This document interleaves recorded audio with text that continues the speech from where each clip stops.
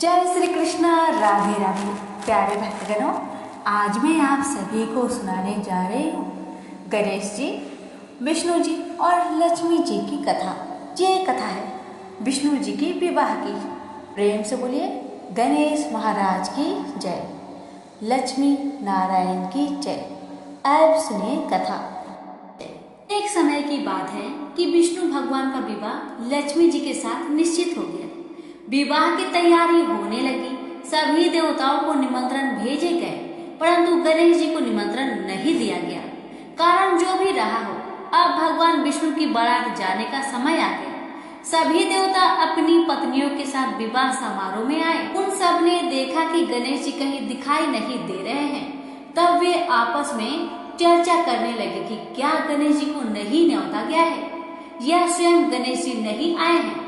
सभी को इस बात पर आश्चर्य होने लगा। तभी सबने विचार किया कि विष्णु भगवान से ही इसका कारण पूछा जाए। विष्णु भगवान से पूछने पर उन्होंने कहा कि हमने गणेश जी के पिता भोलेनाथ महादेव को न्योता भेजा है। यदि गणेश जी अपने पिता के साथ आना चाहते हैं तो आ जाए, अलग से न्योता देने की कोई आवश्यकता भी नहीं है। दूसरी बात यह है कि उनको 1.25 मन मूंग, 1.25 मन चावल, 1.25 मन घी और 1.25 मन लड्डू का भोजन दिन भर में चाहिए। यदि गणेश जी नहीं आएंगे तो कोई बात नहीं, दूसरे के घर जाकर इतना सारा खाना पीना अच्छा भी नहीं लगता।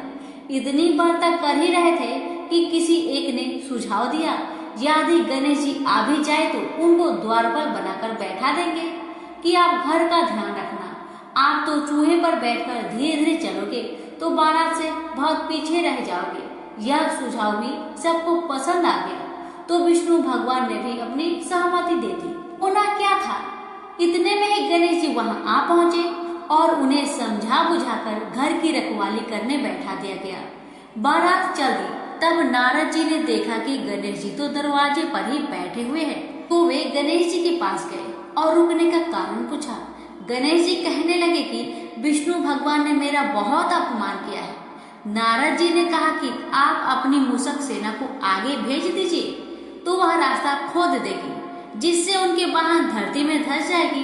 तब आपको सम्मान पूर्वक बुलाना ही पड़ेगा। अब तो गणेश जी ने अपनी मूषक सेना जल्दी से आगे भेज दी और सेना ने जमीन पोली कर दी। जब बारात वहां से निकली तो रथों के पहिए धरती में धंस गए। लाख कोशिश करे परंतु पहिए न निकले। सभी ने अपने अपने उपाय किए, परंतु पहिए तो नहीं निकले, बल्कि जगह जगह से टूट गए।